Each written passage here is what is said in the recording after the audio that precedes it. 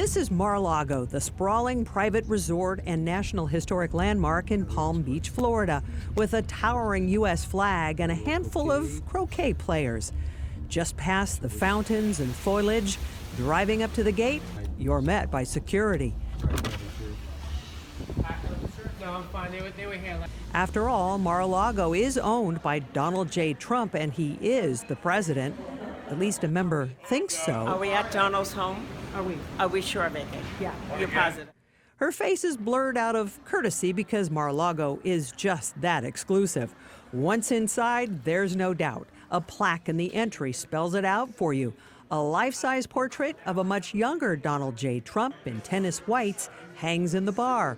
Over the bartender is another painting that gets far fewer selfies in front of it.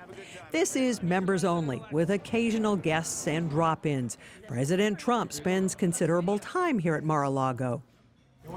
Donald Trump isn't here right now, but he's expected for the weekend. Otherwise, I'm sure they wouldn't let me in. But when he is, the Winter White House, as it's known, plays host to the rich and famous and powerful, like Chinese President Xi. Back in the day, Michael Jackson and Lisa Marie Presley spent their honeymoon here. These tiny pigs in blankets are passed around as hors d'oeuvres. There are rows of shrimp and clams and tables full of every possible dessert to wreck a diet.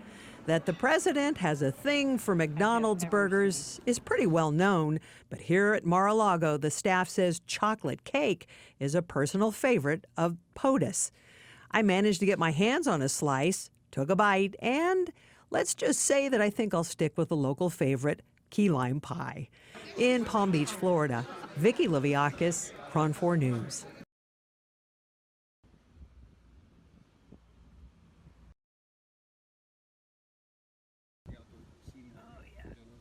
Oh, yeah. No, that's okay. That's great. It's perfect. Thanks.